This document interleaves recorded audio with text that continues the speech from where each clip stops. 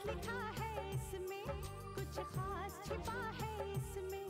इतिहास लिखा है इसमें, कुछ खास छिपा है इसमें। मर्यादा है कोई वादा है, विश्वास रखा है इसमें। सात फेरों से मिला ये तो उपहार है, मेरा श्रृंगार है, मेरा श्रृंगार है, मेरा श्रृंगार है, मेरा श्रृंगार है।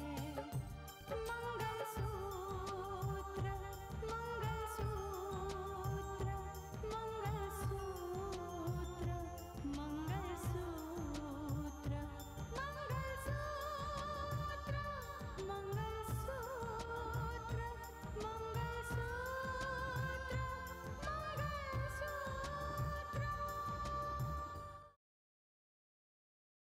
इससे अच्छा है कि हम यहाँ से चले जाएं, आपसे दूर हो जाएं। कम से कम रिश्ते टूटेंगे लेकिन बिगड़ेंगे नहीं।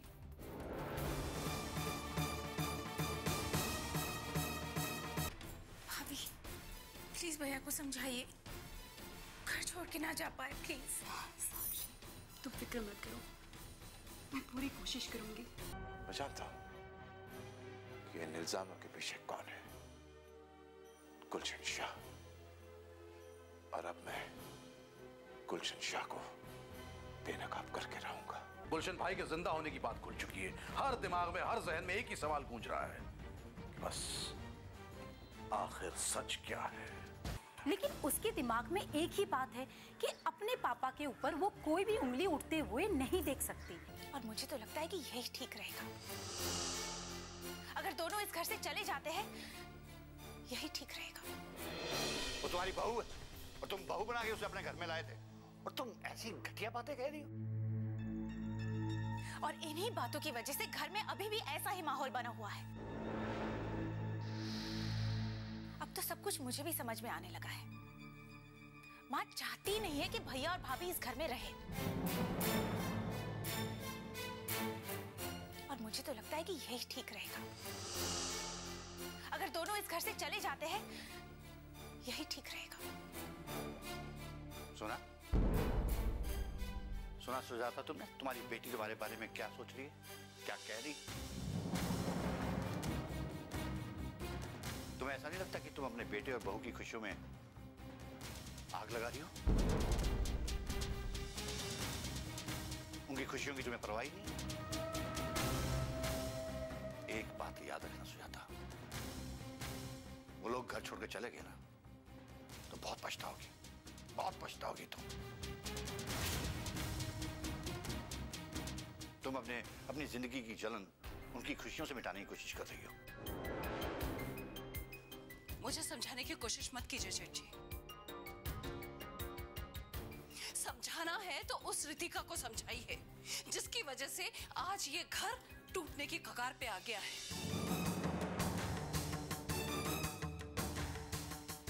अरे आप क्या समझेंगे रिश्तों का और इस घर के टूटने का दर्द?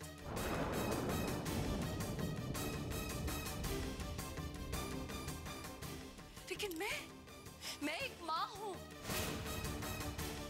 तुम क्या ना क्या चाहती हो सुजाता? मैं इस घर में पराया हूँ, मैं इस घर वालों के दुख को समझता नहीं हूँ। नहीं बड़े पापा, ऐसी कोई बात नहीं। साक्षी एक मिनट बात करने दो मुझे। तुम अपने आप को माँ कहती हो? कभी माँ का फर्ज अदा किया है तुमने? कभी ये जानने की कोशिश की है कि तुम्हारा बेटा चाहता क्या है, उसके दिल में क्या है, उसे कैसे खुशी पहुंचाऊं? कभी सोचने की कोशिश की है तुमने? कभी नहीं। लेकिन एक बात याद रखना, अगर वो घर छोड़कर चला गया तो सारी जिंदगी खून के आंसू रोती रहोगी, पछताती रहोगी जिंदगी भर।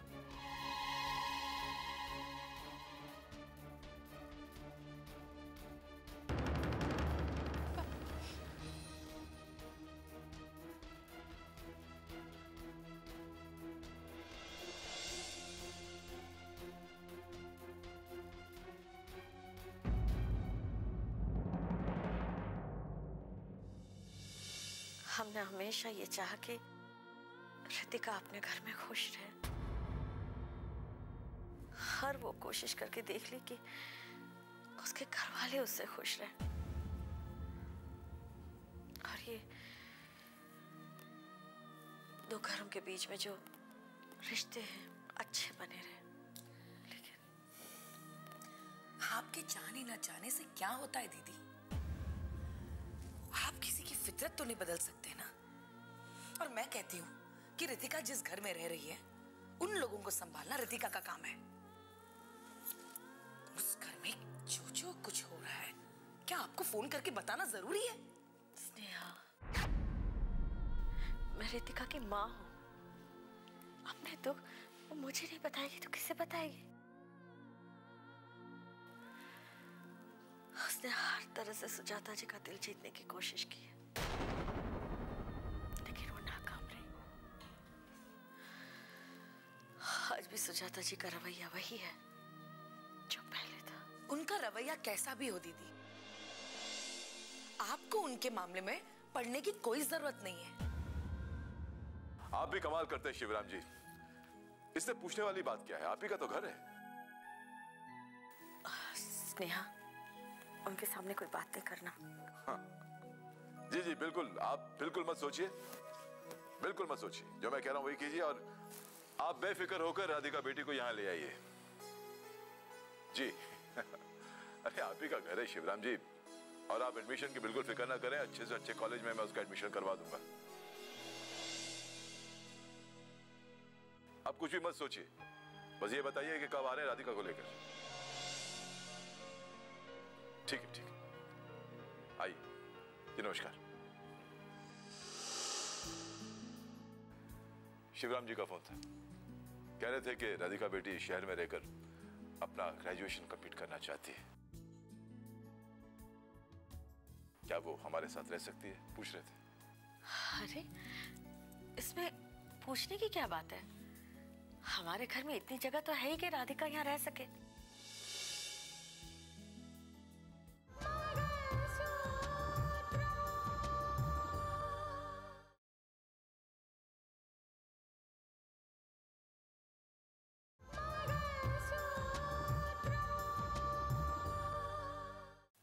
अरे इसमें पूछने की क्या बात है? हमारे घर में इतनी जगह तो है ही कि राधिका यहाँ रह सके।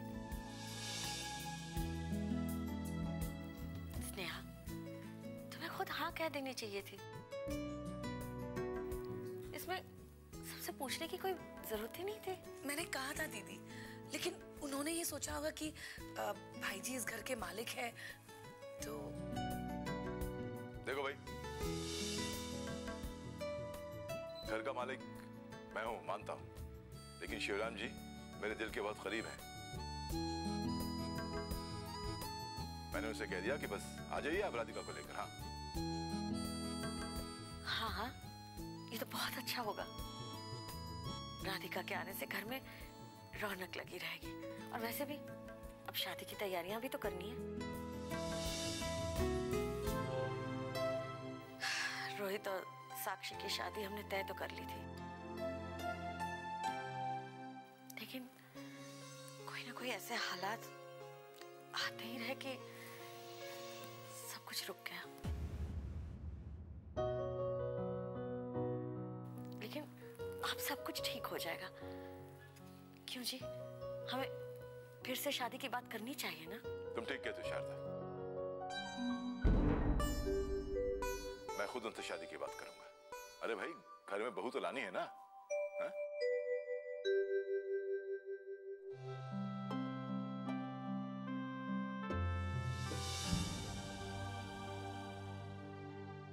अरे तुम्हें ये नजर नहीं आता कि वो एक विधवा थी? उसे हमने इस घर में लाकर एहसान किया है, वरना आज भी उसके तन पर वही सफेद साड़ी होती। तुम्हें ऐसा नहीं लगता कि तुम अपने बेटे और बहू की खुशियों में आग लगा रही हो?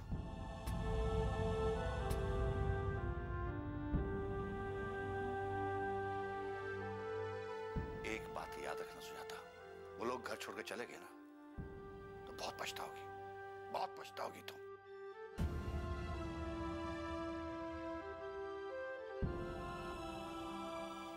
मुझे समझाने की कोशिश मत कीजिए सेठ जी। समझाना है तो उस रितिका को समझाइए जिसकी वजह से आज ये घर टूटने की कगार पे आ गया है।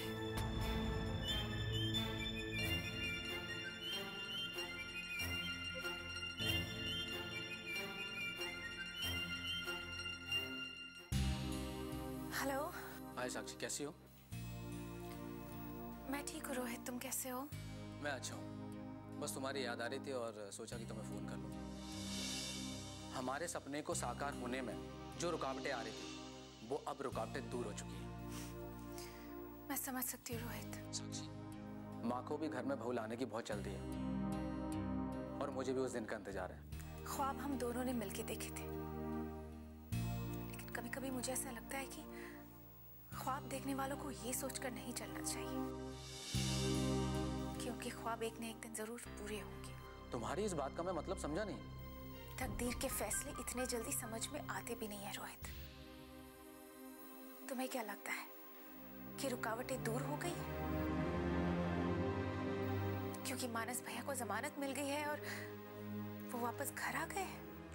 क्या कह रही हो साक्षी? हाँ रोहित, भैया के वापस आ जाने के बाद बात खत्म नहीं हुई है, बल्कि पुराने मुद्दे वापस खड़े हो चुके हैं। ऐसा क्या हुआ साक्षी, मुझे तो बताओ। मैं अभी कुछ नहीं बता सकती रोहित, क्योंकि मुझे खुद नहीं पता कि आगे क्या होने वाला है। मैं अभी फोन रखती हूँ रोहित, मैं बाद में बात करती हूँ। बाय। ओके बाय साक्षी।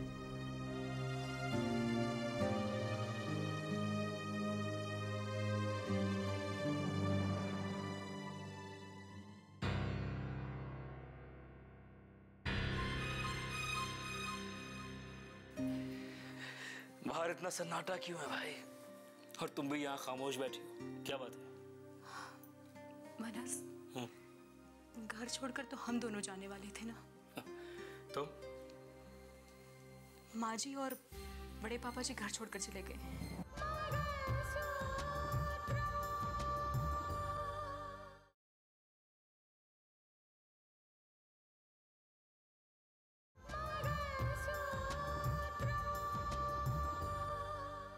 घर छोड़कर तो हम दोनों जाने वाले थे ना। तो माँ जी और बड़े पापा जी घर छोड़कर चले गए। What? तुम क्या कह रही हो? हाँ मानस, साक्षी का फोन आया था। मुझे नहीं पता कि उन दोनों के बीच में क्या बात हुई, लेकिन माँ जी ने बड़े पापा को बहुत बुरी तरह से डांट दिया। एक्चुअली बड़े पापा उनको समझाने की कोशिश कर रहे थे, लेकिन माँ जी ने उनको पराया कह दिया और उनको बुरा लग गया। तो किसी ने रोका नहीं बड़े पापा को? मुझे कुछ नहीं पता है। मैं ऑफिस में थी और साक्षी को लगा कि ये छोटा सा झगड़ा है, लेकिन उसको बिल्कुल अंदेशा भी नहीं था कि इतना बड़ा हो जाएगा। इनफैक्ट उसने फोन किया था, मैंने फोन पर माँ जी से बात करने की कोशिश भी की, लेकिन उन्होंने मुझसे बात की ही नहीं। फोन ही रख दिया। उनसे बात ही नहीं की माँ जी ने? नहीं की। मुझे समझ में नहीं आता है कि वो मुझसे इतनी नफरत क्यों करती है। मैंने क्या बिगाड़ा है उनका? मैं ऐसा क्या करूं जिससे उनकी आंखों में मैं अपना विश्वास पाऊं, इस घर में खुशियां लाऊं? मुझे समझ में नहीं आता है। और हम दोनों के बीच में बड़े पापा, उनका भी अपमान कर दिया। वो घर छोड़कर चले गए, अब क्या करेंगे? Okay, relax. You know what, मानस, कभी-कभी ऐसा लगता है कि मैं इतनी बदनसीब हूँ कि रिश्ते छूटते टूटने की कगार पर आ जाते हैं। I just don't know what to do. ऊपर वाला है ना, उसके हवाले छोड़ दो, वो निकालेगा कोई ना कोई रास्ता। लेकिन मानस, बड़े पापा, सब ठीक हो जाएगा। मेरी वजह से उनका अपमान हो गया। तुम कुछ करो ना प्लीज। बैठो।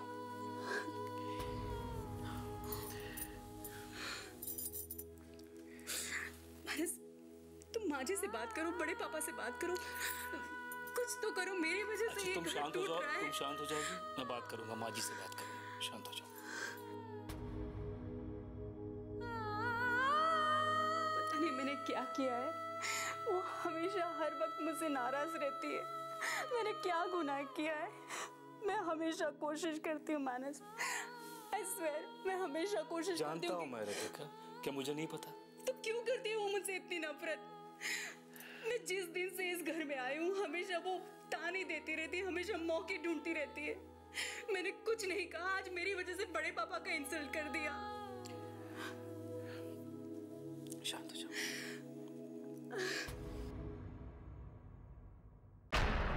कैसे हो विपिन? अच्छा हूँ, बहुत अच्छा हूँ। तुम्हें मेरा संदेशा तो मिल गया ना कि आगे क्या करना है और कैसे करना है? शुरुआत में उलझने जरूर हुई थी, लेकिन जब सुंदर से मेरी बात हुई तब सारी उलझने सुलझ गई। क्योंकि आखिरकार सुंदर ये बात बहुत अच्छी तरह जानता है कि विपिन जब भी कोई पिन चुभोता है उसकी चुभन बहुत गहराई तक जाकर लगती है। इनकी मौत के नाटक के बाद सुंदर ने उनकी सारी आदमियों की वफादारी की परीक्षा ले ली है, लेकिन जो उनके अपने थे उन्होंने सुंदर के इशारे पर नाचने से मना कर दिया है। मैंने आपके आदेश का पालन बहुत अच्छी तरह किया है। प्लान वैसे ही चल रहा है जैसा आप चाहते थे। अब सबसे ज्यादा संभल कर तुम्हें खेल खेलना होगा विपिन। ये तो तुम्हारी ही काबिलियत है विपिन, जो तुम नहीं हो खुद को वही साबित करो। देखिए, ये बात तो मैं साबित कर चुका हूं कि मैं राकेश हूं। जब राकेश के घर वाले ही मुझे पहचान नहीं सके तो बाहर वाले क्या पहचानेंगे?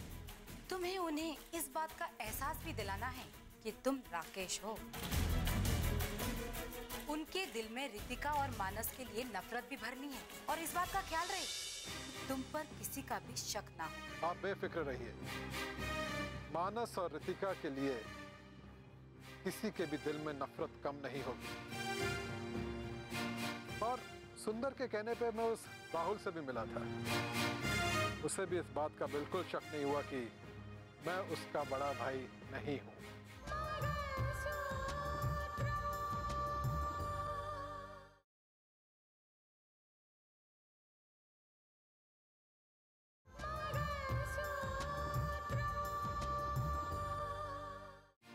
और सुंदर के कहने पे मैं उस राहुल से भी मिला था, उसे भी इस बात का बिल्कुल शक नहीं हुआ कि मैं उसका बड़ा भाई नहीं हूं।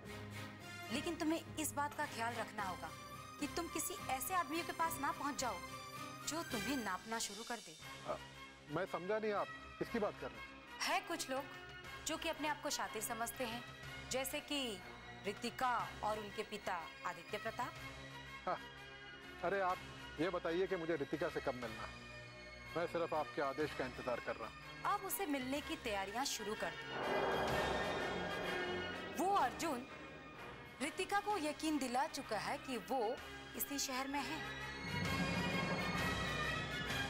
अब रितिका को भी तुम पर शक नहीं होगा, लेकिन हाँ, कोशिश यही करना कि तुम आदित्य प्रताप से दूर ही रहो। मैं आपकी इस बात को अपने ध्यान में रखूंगा। तुम्हें वक्त वक्त पर उनकी तरफ से हिदायत मिलती रहेगी, क्योंकि ये खेल लंबा है विपिन। बस आदित्य प्रताप से दूर ही रहना, क्योंकि उनकी नजर बड़ी गहरी है।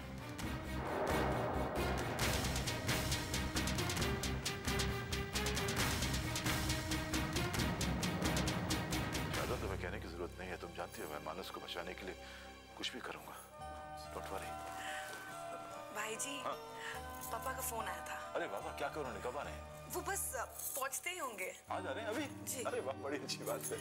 भाई उनके लिए कमरा साफ करवा दिया, नाश्ते का इंतजाम भी हो गया? कर लिया। Very good. शायद पापा आ गए। आती हूँ।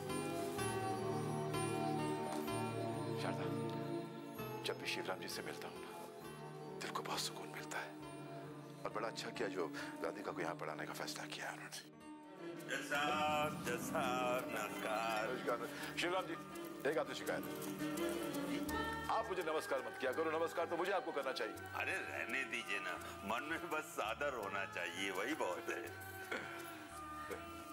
अरे जीते रहो बेटा, जीते रहो। बड़े अच्छे संस्कार। जी बस संस्कार ही तो हमारी पूंजी है। और वही बच्चों तक पहुंचाने की भी कोशिश की। और ये एक ऐसी पूंजी है जो आपसे कोई छीन भी नहीं सकता।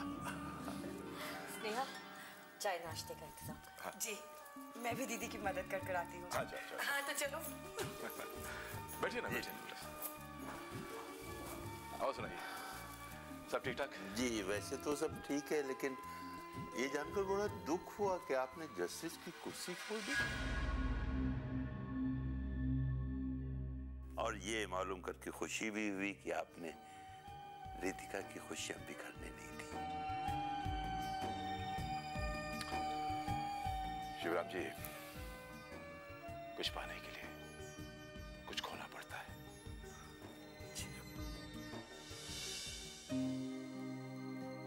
खैर, श्रीधर जी कहाँ है? काफी दिनों से मिले नहीं।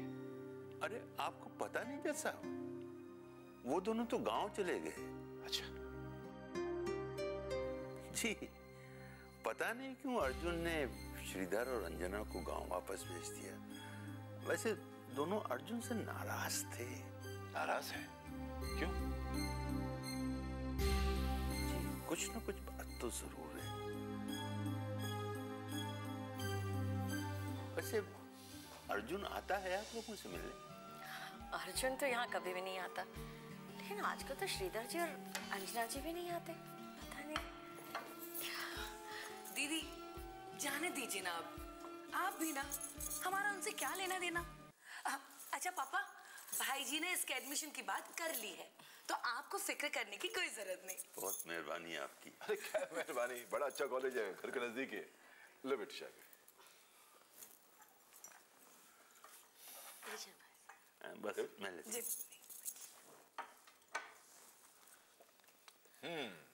लगता चाय तुमने बनाई है।